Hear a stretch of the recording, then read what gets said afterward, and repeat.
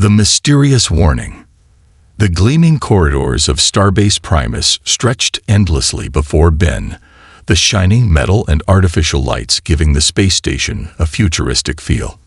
The structure itself was a marvel of engineering, hovering on the edge of human space like a beacon of ambition and diplomacy. Humanity's most advanced creation, it was a symbol of cooperation between the species. The Starbase was not just a technical marvel. It was home to the most important diplomatic project in human history, an alliance forged with 7 distinct alien species, each bringing their strengths and their secrets. Ben walked beside Commander Richard Harrison, his new superior, as they made their way through the massive space station. Harrison was explaining the intricacies of their new mission, offering Ben an overview of the key roles and expectations for his new assignment. It was a far cry from Ben's previous work in the Earth Defense Force, where combat readiness and security operations were at the forefront. Now he found himself serving as a diplomatic security officer, part protector, part liaison, part negotiator. While it sounded like a welcome change, Ben couldn't help but feel a little uneasy. He had been trained for war, not diplomacy. "Here's where you'll be spending most of your time," Harrison said, gesturing to a vast room full of humans and alien delegates. The operations center was the nerve center of the Starbase, a place where all security protocols were coordinated. Officers from every species, each with their own customs and systems, worked side by side in an atmosphere of tense collaboration. Your job will be to ensure that all diplomatic procedures go smoothly and that nothing disrupts the delicate balance we've established here. These species, as you know, all have very different cultures, and their temperaments can vary greatly.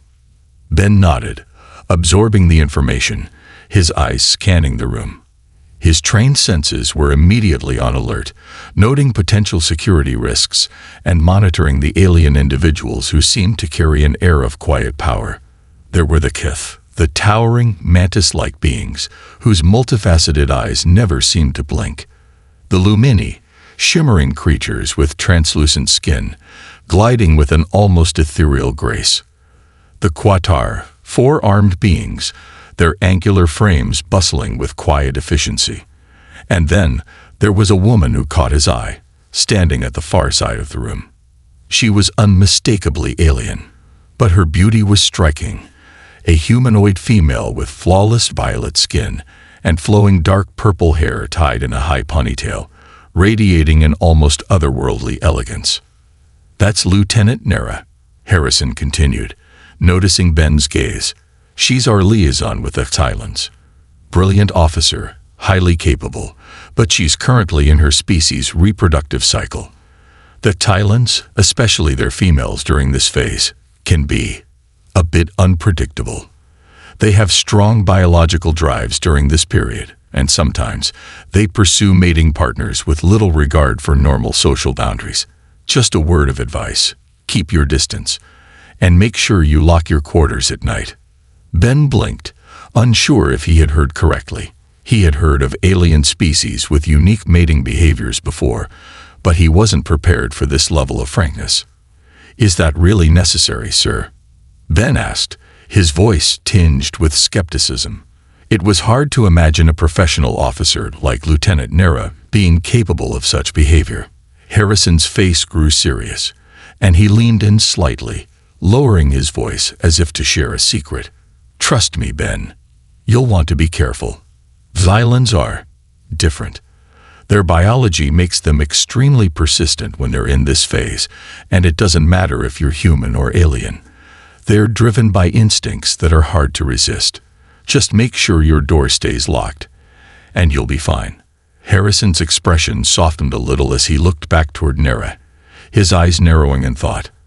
"I know it's hard to believe, but you'll see soon enough." Ben felt a knot tighten in his stomach. He had been warned about many things in his career: enemy combatants, dangerous situations, and unpredictable environments.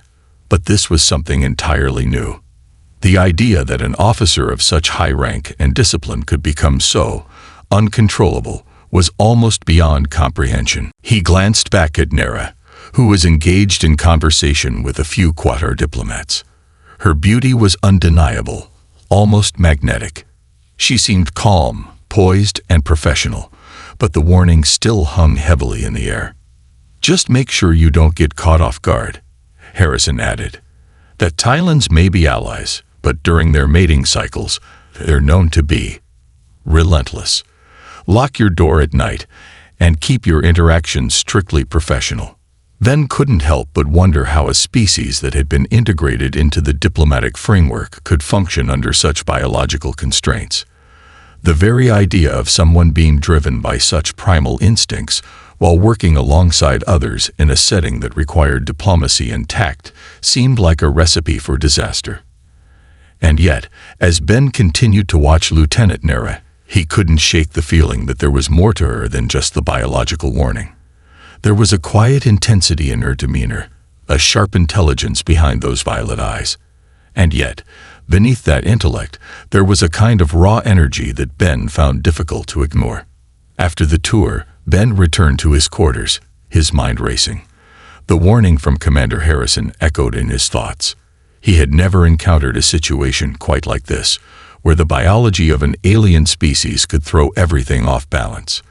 He had been trained to deal with weapons, combat scenarios, and tactical operations, but dealing with a mating drive that was beyond his understanding. That was a different kind of challenge altogether. As Ben entered his small, private quarters on the station, he made sure to lock the door behind him. It was a small thing, locking a door, but it felt strangely reassuring. Still, as he began to settle in for the night, he couldn't help but glance toward the door every few minutes, half expecting Nerra to appear in the hallway or worse, inside his room. The thought lingered in his mind as he tried to rest, but no matter how hard he tried, he couldn't shake the unease gnawing at him. The future was unpredictable in a way he had never encountered before, and all he could do was wait and see how it would unfold. Little did Ben know, this simple precautionary action, locking his door, would be the first step in a much larger, much more complicated adventure that would challenge everything he thought he knew about diplomacy, security, and control. The warning had been given, but he had no idea just how much he was about to learn. The unraveling. The days that followed Ben's arrival at Starbase Primus felt like a blur of routine.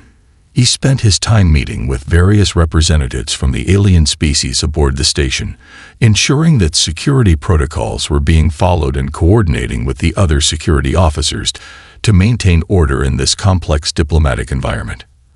As promised, the job was different from anything he had experienced before.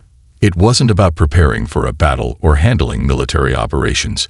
This time, it was about managing relationships, ensuring peace, and maintaining a delicate balance between humans and the 7 alien species cohabiting this enormous space station.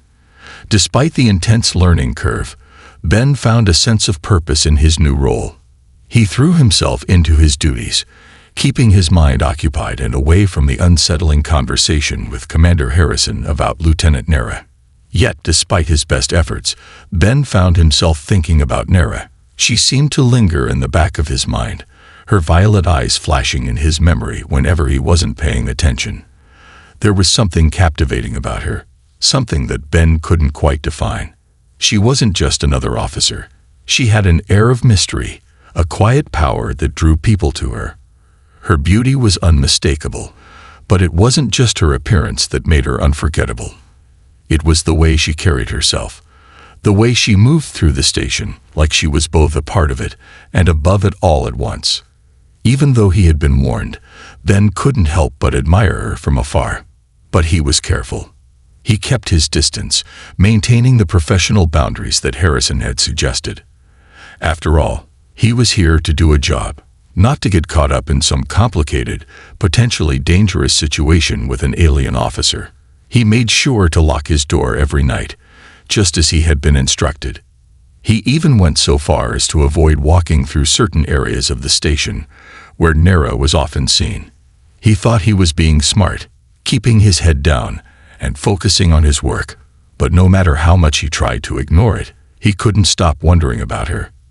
There was a pull, an almost magnetic force, that he couldn't quite escape. It wasn't until a particularly quiet evening that Ben's resolve would be tested. He had finished his work for the day and was on his way to his quarters when he noticed something unusual. The station was quieter than usual. No bustling diplomats, no chatter from the various alien species. It was as though the station had gone into a temporary lull, as if all the activity had been suspended for just a moment. Ben felt a prickling sensation at the back of his neck. Something was off. He glanced around, but there was nothing out of the ordinary. The corridors were well lit, and the hum of the station's engines was a constant background noise. Yet, for some reason, Ben couldn't shake the feeling that he was being watched. He quickened his pace, heading toward his quarters, but as he rounded a corner, he froze. There, standing at the end of the hallway, was Lieutenant Nerra. She was leaning casually against the wall, her arms folded in front of her, her violet eyes gleaming in the dim light. She wore the same form-fitting uniform as always, but there was a strange intensity about her now. Her gaze seemed to lock with his from across the hallway. And in that moment, Ben felt an overwhelming sense of being drawn toward her, as if an invisible thread was pulling him in. For a brief second, he hesitated, his feet rooted to the floor. His mind screamed at him to turn around, to walk away, to do anything to avoid getting any closer. But instead, he found himself walking toward her, despite every instinct telling him not to. When he reached her, she smiled. A slow, knowing smile that sent a chill down his spine. "You've been avoiding me," Nerra said softly, her voice almost musical in the quiet corridor. There was a hint of amusement in her tone, but also something darker, something more dangerous. "I understand why, of course. Commander Harrison's warning must have been clear enough, but I've noticed the way you watch me, Ben. It's intriguing." Ben swallowed hard, his mouth dry. "I'm not avoiding you," he said, trying to sound confident. "I'm just doing my job, Lieutenant, keeping things professional." His voice faltered slightly as he spoke, and he hated himself for it. He wasn't a man who faltered. Not in combat, not in the field, and certainly not in front of an alien officer, no matter how compelling she was. Nerra tilted her head slightly, studying him as if he were some kind of puzzle she was trying to solve. "I know what you're thinking. You're trying to keep your distance, maintain control." She stepped closer, and Ben instinctively took a step back. "But you can't, can you? You've already noticed it. There's a connection between us, even if you don't want to admit it." Ben's mind raced. He wanted to tell her to stop, to back off, but the words stuck in his throat. Nerra was too close now, too intoxicating. There was a scent to her, something like jasmine and ozone, that filled the air around them, making it hard to think clearly. His breath hitched in his chest as his heart beat faster, and he cursed himself silently. This was exactly what Harrison had warned him about. That Tylans didn't just have physical odor. They had an almost supernatural ability to manipulate the emotions of those around them. I'm just trying to do what's best for the mission," Ben stammered, taking another step back. He could feel the cold sweat on his palms, his pulse quickening. "We all have our roles here, Lieutenant. He broke off, unsure of what he was about to say. "You don't have to do this." Nerra's eyes softened for just a moment, as though she was amused by his discomfort. "You misunderstand, Ben. I'm not doing anything to you. Not yet, anyway." Her voice dropped an octave, and for the first time, there was a note of something darker, more primal in her tone. "But I will. It's inevitable. You may be able to lock your door at night, but that won't stop me. Silent biology doesn't give me a choice. And soon, neither will you." Ben recoiled, his mind racing. His thoughts were a whirlwind, and every warning, every caution, every instinct screamed at him to get away. But before he could speak or move, Nerra turned on her heel and walked away, her graceful movements almost too smooth, too deliberate. Ben stood frozen for a moment, trying to regain his composure. He had been caught in her web, And he knew it. The station, the mission, none of it mattered now. He had just become a pawn in a game he didn't fully understand. And the worst part was that, deep down, he wasn't sure he wanted to escape. That night, as Ben lay in his bed, his mind was filled with 1,000 thoughts, each one more chaotic than the last. He knew what he had to do: keep his distance, lock his door, stay professional. But the pull of Nerra's presence was undeniable. It was as if she had found a way to slip beneath his skin, to awaken something in him that he couldn't control. His mind drifted back to the conversation with Harrison, the warning about locking his door. Ben had thought it was a precaution, something simple. But now he realized it was a matter of survival. He wasn't just protecting his quarters. He was protecting himself from something far more dangerous than he could have imagined. And the worst part, he wasn't sure if he wanted to protect himself anymore. The descent into the unknown. The days that followed Ben's encounter with Lieutenant Nerra felt like a slow descent into a haze of confusion and tension. He tried, with all his might, to focus on his work and keep his interactions with the alien officers professional. But the encounter with Nerra haunted him like a dark shadow, lingering just beneath the surface of his thoughts. It wasn't just her beauty, though that was impossible to ignore. There was something about her presence, something magnetic, that seemed to tug at his very core.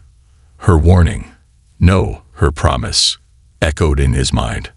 "I will make you mine." The words felt like a curse.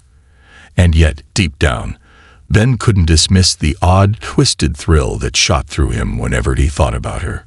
What was wrong with him? He had spent his entire career fighting, surviving, building a reputation as a no-nonsense officer in the Earth Defense Force.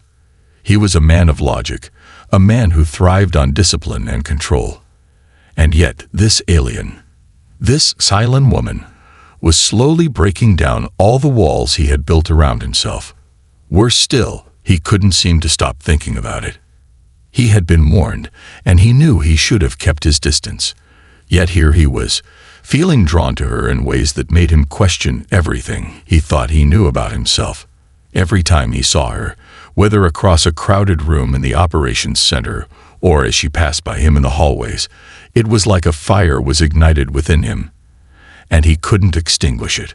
Her violet skin glowed faintly, almost imperceptibly, under the station's artificial lights, and her eyes, those deep, mesmerizing eyes, always seemed to find his, no matter how hard he tried to look away. He couldn't help but feel as though she was watching him, calculating, waiting for the moment to strike.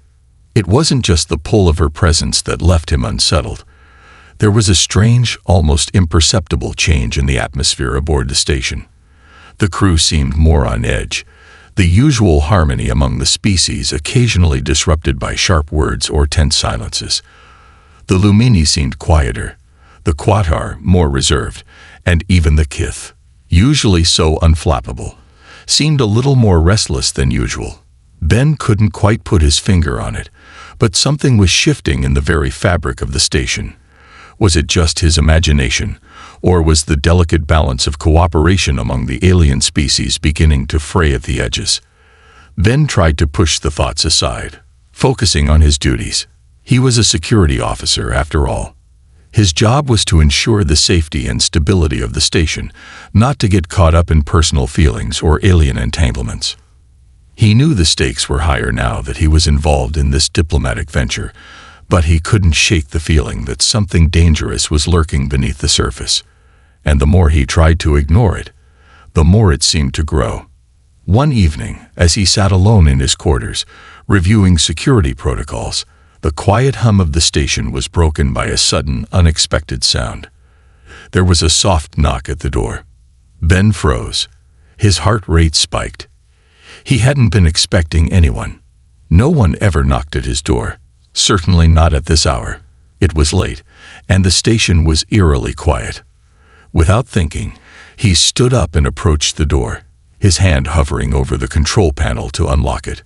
But something in the pit of his stomach stopped him. He paused, his breath shallow. "Don't open it. Lock the door. Stay safe." But it was too late. He had already reached for the panel and pressed the button to open the door.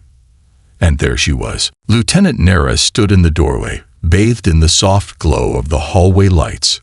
Her eyes met his immediately, and for a moment, neither of them said a word. Her expression was unreadable, a mix of calm and intensity that made Ben's pulse quicken. She wore her usual form-fitting uniform, but there was something different about the way she stood. Her posture was more relaxed, almost inviting. Her eyes, however, never left his. "Ben," she said, her voice smooth and velvety, as if she were speaking directly into his soul. "I told you I would find you." Ben's mind raced, every instinct telling him to shut the door, to step back, to lock himself away from her. But instead, he stood frozen in place, unable to move. There was something about her that made him feel both terrified and enthralled. He opened his mouth to speak, but no words came out. "I told you, locking the door wouldn't be enough," she continued softly, her voice lilting with amusement. "You can't keep me out, Ben. Not when you want me just as much as I want you." Her words sent a shiver down his spine. He wanted to push her away, to step back and regain control of the situation. But that underlying pull, that force he couldn't resist, tugged at him more strongly than ever. He could see it in her eyes. This wasn't just about her species' biological drive. This was something deeper. She wasn't just trying to mate with him. She was playing a game, and he was the prize. "Lieutenant, you need to leave," Ben finally managed to say, his voice strained. "This isn't appropriate." She tilted her head, and for the first time, Ben saw something flash behind her eyes, a hunger, a yearning that was almost predatory. "You think I'm just some biological machine, don't you?" she asked, stepping into the room without waiting for an invitation. "You think this is all just instinct, just a drive I can't control. But it's not. You see, Ben, what you don't understand is that I've chosen you." Ben's breath caught in his throat. "Chosen? Me?" She nodded, her smile slow and calculating. "Yes, I could have any number of suitors, humans or aliens, but I've chosen you. There's something about you, something different. You're strong, resilient, and yet, you don't realize how vulnerable you truly are." Ben's mind was in a whirlwind, caught between fear and fascination. He couldn't deny the truth in her words. There was something in him that had been drawn to her from the very beginning. But that didn't change the fact that he was in danger. This wasn't just about attraction. This was about power, manipulation, and control. Nerra wasn't just seeking a mate. She was trying to dominate him. "Please," Ben said, his voice cracking. "This is wrong." She didn't seem to hear him. Nerra closed the distance between them, her movements fluid and effortless, like a predator moving in for the kill. As she reached out and touched his arm, a shock of electricity seemed to pass between them, and Ben's breath hitched. He knew he should push her away, but his body betrayed him. He stood there, frozen in place, as her fingers brushed against his skin. "You can't resist me," Nerra whispered, her voice low and sultry. "And deep down, I know you don't want to." Ben's mind screamed at him to escape, to break free of her hold, but the more she spoke, the more he felt himself slipping into her web. He wanted to fight it, to push her away, but the sensation of her touch, her presence, was overwhelming. It wasn't just physical, it was psychological, emotional. He could feel his own walls crumbling, piece by piece. "You think you can fight this," she murmured, leaning closer, "but you won't. I've already chosen you, Ben. And now, you're mine." Ben felt a rush of panic rise within him, but it was too late. He knew he had just crossed a line from which there was no return.